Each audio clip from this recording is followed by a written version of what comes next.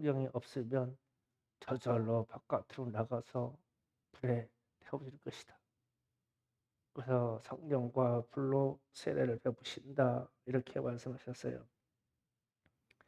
그런데 이제 알곡 열매는 반드시 생명을 재생산합니다. 이게 알곡이에요. 콩알을 심으면 콩이 60배든 100배든 콩 한 포기에서 수없이 열매가 달려요. 이렇게 생명이 있는 열매는 생명을 재생산하게 돼 있어요. 그래서 우리에게 질문한다면 나는 생명이 재생산되고 있느냐 이렇게 묻는 거예요. 그러면 이 말이 뭐냐면 전도에서 생명의 열매가 맺혀지느냐 이 말이에요. 생명은 생명을 재생산해야 되거든요. 그래서 목숨 걸고 전도하자고 그러는 거예요. 마태복음 21장 18절 19절에서 보면 무화과 나무 비유를 합니다. 다 같이 읽어봅니다. 시작. 이른 아침에 성으로 오실 때에 시장하신지라 길가에 한 바람을 보시고 거리로 가서 잎사귀 밖에 아무것도 찾지 못하시고 마음을 이르시되 이제부터 영원토록 내가 열매를 맺지 못하리라 하시니 무화과 나무가 곤 바람인지라. 아멘. 자, 여기서 무화과 나무를 키워보니까 무화과 나무는 새순이 나고 잎이 하나 쫙 펴지잖아요. 그러면 가지하고 잎하고 그 사이에서 열매가 하나씩 맺혀요. 그래서 잎이 무성하면 거기에 열매가 상당히 많이 있어요. 그런데 열매도 잎이 하나 나는 칼마다 붙어요. 칼마다. 무지 많이 달립니다. 무화과 나무에. 어떤 나무는 무성한데 잎이 무성한데 열매가 없는 나무가 있어요. 그런 나무 보고 나무라고 그러죠. 열매가 없어요. 제가 하우스에다가 고추를 심어 보니까 고추도 그런 게 있더라고요. 우리 하우스 안에 저쪽에 들어가면 키도 막 뿌린 크고 잎도 막 뿌신 넓고 생김새가 얼마나 풍성한지 몰라. 그런데 고추가 하나도 안 달렸어. 무슨 유전적인 이유가 있거나 환경적인 이유가 있겠죠. 그래서 제가 관찰을 하고 지금 그걸 그냥 키우고 있어요. 이게 진짜 그 하우스 천장까지 다 들어갈 거거든요. 가을까지. 가을까지 진짜 안 날려나 보려고. 안 날려. 그런데 잎도 모양도 아주 튼실해요. 그래서 그거 볼 때마다 실망이죠. 그냥 당장 뽑아버리고 싶어. 땅만 버린다니까요. 가을만 빨아먹고. 그래서 만약에 열매를 달리지 않는 나무를 보고 실망해서 뽑아버릴 때는 분노할 거예요. 곱게 안 뽑아요. 뽑아가지고 막 패대기 칠 겁니다. 우리 고추가 그렇게 되지 않기를 원해요. 몇 개라도 달려야 칭찬받죠. 자, 무화과 나무를 주님이 제자들이 쭉 있는데 그랬어요. 아니, 난데없이 무화과 나무를 막 뒤져가지고는 열매가 없다고. 너 나무들은 영원토록 열매를 맺지 않으니까 죽으라고 그랬어요. 그래서 죽어버렸어, 나무가. 그냥 그날 저녁에 그냥 아침에 보니까 뿌리부터 말라 죽었어요. 그러면은 주님이 어떤 액션을 취했는데 그 나무하고 싸우겠어요? 제자들에게 무언가 교훈하려고, 가르쳐 주려고 열매 없는 나무가 뿌리부터 말라 죽듯이 너희들도 열매가 없으면 뿌리부터 말라 죽어. 생명이 있는 사람은 생명을 재생산하게 돼 있어. 그 생명을 재생산하도록 그렇게 살아야 된다. 제가 말씀 드리기 전에 투정작 얘기했는데 이유가 있어요. 여러분의 남편이나 아빠나 다 모시고 가라. 혹시 그중에 열매 맺을까 해서 초청을 해라. 뭐 그냥 산중에 풀어 놓아서 먹여 버린 이 닭을 그냥 배설하겠다 이거예요. 잔치를 베푸겠다. 그러니까 교회 오라고 하지 말고 교회에서 잔치 베푸는 데 와서 잡수시라고만 해요. 그러면은 하나님이 원하시면 또 생명을 건져 주시겠죠. 어쨌든 초청하시라고요, 점심시간에요. 예. 그 뭐 싫다고 그러면 예배 안 드리고 먹으라고 그래요. 뭐 양심이 있겠죠. 하여튼 막 그냥 대접하자고요. 그렇게 하다 보면 생명의 어떤 열매가 맺힐까 해서요. 무화과나무가 잎만 있으면 경건의 모양입니다. 모양은 그럴듯해요. 그러나 무화과나무가 열매가 있으면 경건의 능력입니다. 그래서 참된 영적인 깊이는 열매로 나타납니다. 우리가 진짜 영적인 사람이냐? 그러면 나도 열매를 맺고 우리 주변에 있는 사람도 나로 말미암아 열매를 맺어요. 예, 열매로 나타납니다. 그래서 요한복음 15장 16절에서 예수님이 이렇게 말씀하십니다. 다 같이 읽어봅니다. 너희가 나를 택한 것이 아니요 내가 너희를 택하여 세운다니 이는 너희로 가서 열매를 맺게 하고 또 너희 열매가 항상 있게 하여 내 이름으로 아버지께 무엇을 구하는지 다 있게 하려 함이라. 아멘. 하나님이 우리를 택하신 이유는 너희가 열매를 맺고 내 자신이 열매를 맺고 또 너희를 통해서 너희의 주변에서 항상 열매를 있게 하려고 그런다. 그래서 우리를 부르시고 택했대요. 우리를 부르시고 누구를 목사, 장로 혹은 집사, 권사로 불러서 택했대요. 성도로 택했대요. 그러면은 부름 받은 그 사람들 열매를 맺고 그 사람으로 말미암아 주변 사람들이 열매 맺게 하려고 그렇게 우리를 부르셔 택하셨대요. 예수님의 말씀이십니다. 그래서 우리가 저 말씀 앞에서 우리 스스로를 점검해 봐야 됩니다. 우리의 영적 깊이를 좀 가늠해 보고 내게 열매가 있나? 진짜 내가 열매 맺는 사람인가? 내 주변에 나로 인해서 열매 맺는 사람도 있나? 자, 이 문제를 생각하면은 좀 심각해져요. 이 각성이라는 거요. 영적인 각성을 받는다. 이게 무슨 뜻이냐면 내가 예수를 믿어서 예수님의 말씀대로 살라고 그래요. 그러면 내 주변 사람들이 나를 보고 각성을 해야 돼요. 그러면 나는 어떻게 살아야 돼요? 나는 어떤 열매야 돼요? 이렇게가 이제 심각해지는 거예요. 어떤 사람이 나의 삶을 보고 막 저 사람을 막 사는 방식이나 그 삶에서 막 노력하는 거나 하나님을 섬기는 거나 이런 걸 보고 어떤 사람이 야, 나는 누굴 보면 하나님이 진짜 계신 것 같아. 이 각성. 그래가지고 또 누구는 얼마나 이 경건하게 살고 죄에 대해서 그렇게 죄를 버리고 회개를 하고 나지 어떤 죄인이 지나가다가 나를 보고는 자기가 회개하고 나는 누구를 보고 나를 비교해 보면 나는 참 진짜 죄인이네. 이게 각성이에요. 그래서 만약에 여러분의 삶 속에서 누군가 옆에 이웃의 친구가 내게 들린 사람이 나를 보고서 우리 김기영 집사님을 보고서 눈을 끔뻑끔뻑 하더니 나 예수 믿을게.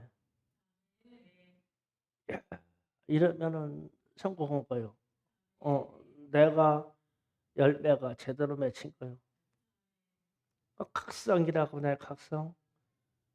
누가 하나님이 왜 우리를 택하였느냐? 그러면은 내 자신이 열매를 맺고 그리고 열매가 계속 있으려고 한다. 그러면은 내가 맺혀진 나라는 열매를 보고 이웃이 보고 하나님은 살아계셔. 채직구는 못 살아. 그러면 우리 충성교회 성도 여러분들의 삶이 얼마나 경건해야 되겠어요? 얼마나 능력이 있어야 되겠어요? 이게 각성의 방법이에요. 그런데 이제 오늘날 이 우리의 기독교인들의 삶이 세상 사람들하고 기대어서 살면서 세상 사람들하고 경쟁을 하다 보니까 기독교인들이 더 악하고 더 수단 방법 가리지 않고 더 죄적이고 더 욕망이 많고 더 사람을 억압한다 이거예요. 그러니까 세상 사람들이 그리스도인들을 보고 각성을 하는 게 아니라 원망을 해요. 열받아요. 그래서 지금 꽤나 지식적으로 기독교인이 있는 사람이거나 혹은 과거 기독교 사람들이 있었거나 믿지 아니하는 사람들이 교회라고 하는 범죄의 안을 들여다보고 그렇게 비판하는 거예요.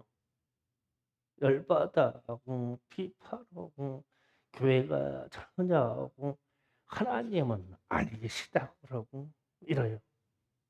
각성이 아니라 우리를 보고 이 주변에 있는 내 주변에 있는 사람들이 죄를 더 쌓고 있어.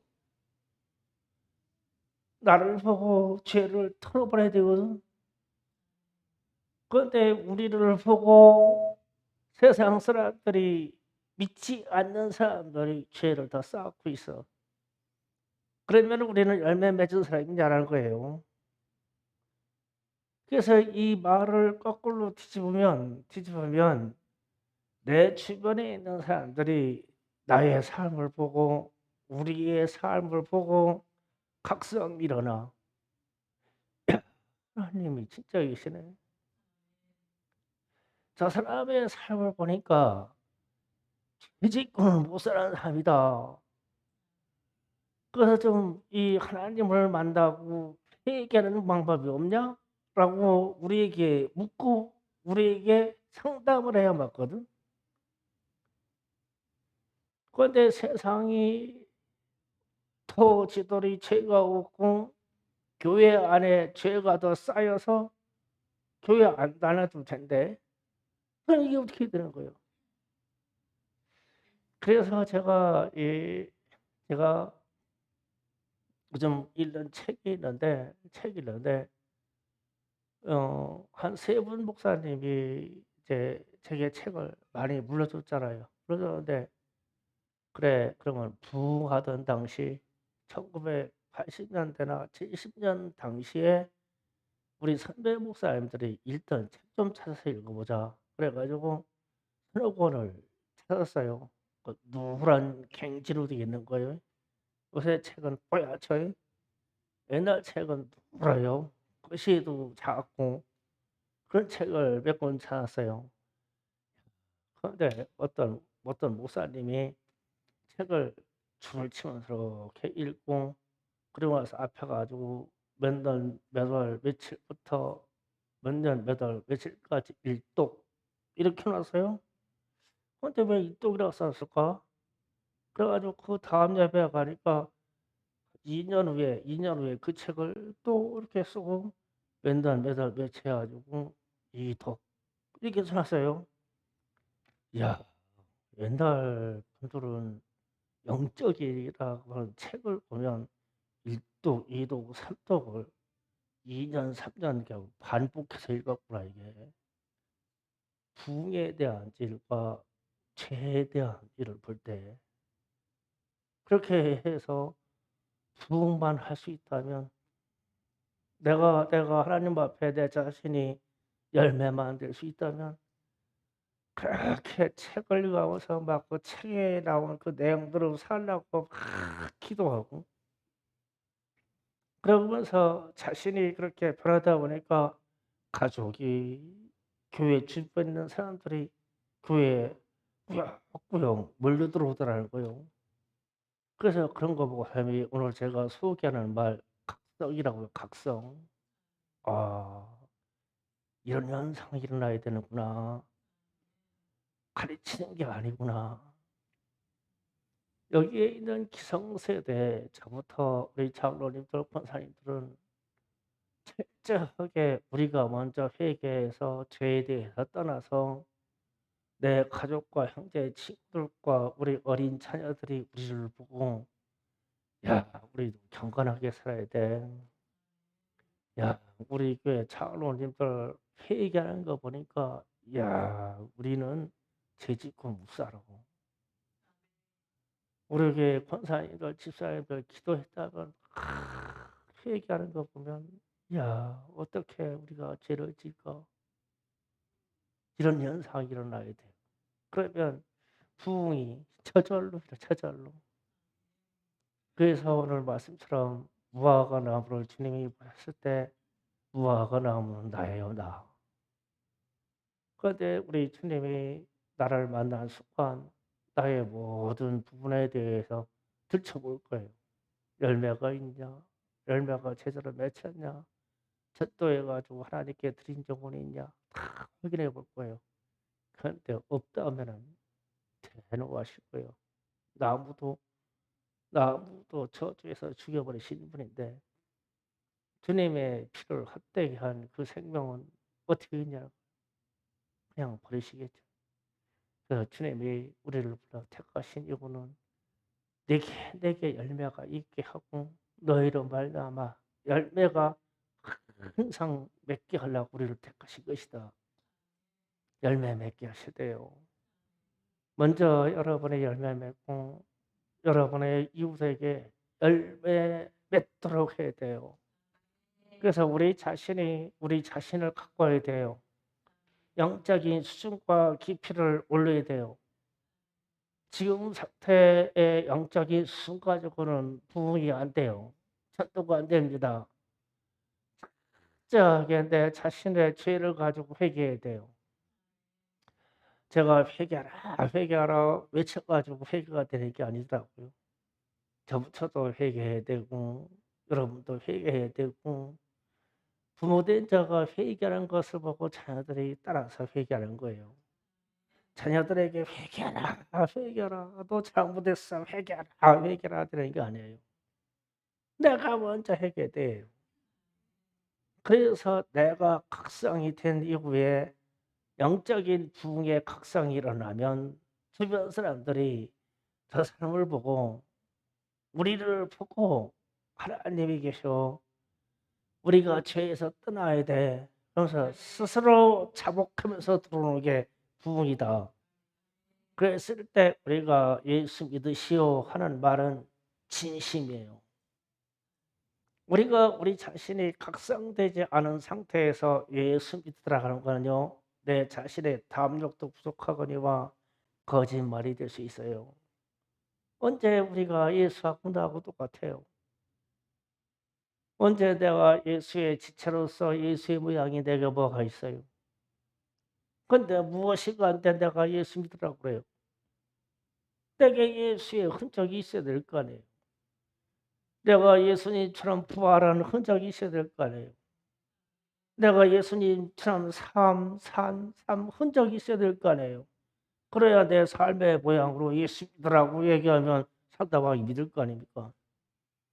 근데 지식과 이론으로 믿어라, 믿어라 해도 하면 지금 전도가 안 되는 것처럼 될 수가 없는 일이 전도다. 우리 스스로를 만들어야 돼요. 아주 각성시켜 버려야 돼요. 영적인 수준을 그냥 다 뜯어고쳐 버려야 됩니다. 그래서 우리 스스로 각성될 수 있도록 하셔야 돼요. 그래서 내게 있는 예수를 보여주는 것이지 내게 있는 지식의 예수를 아무리 말해줘도 세상은 안 변해요. 그래서 세상이 변화가고 우리 자녀들과 우리에 있는 어린 자녀들이 변화하게 되게 하려면 내게 예수의 흔적이 있어야 돼요. 예수의 모양이 내게 있어야 돼요. 예수님처럼 산 그 무언가가 있어야 돼요. 흔적이. 그래야 예수 믿으시오 하는 말은 선포가 되는 거예요. 예수를 소개하는 것이 아닙니다. 선포가 돼야 돼요. 내게 예수의 부활의 능력이 있어서 선포가 되기를 원합니다. 이렇게 우리의 영적인 각성이 일어난 후에 우리 교회에 어마어마한 부흥이 일어나고 이 시대의 충성교회 부흥으로 말미암아 세계 열방을 선교로 섬길 때 넘치는 힘과 능력이 있기를 원해요. 우리도 선교사로 나가고 우리가 제한 없이 선교를 지원하고 그렇게 하기를 원해요. 제가 김평국 선교사를 만날 건데 잠깐 소식을 들어보니까 야 저렇게 살 수 있을까?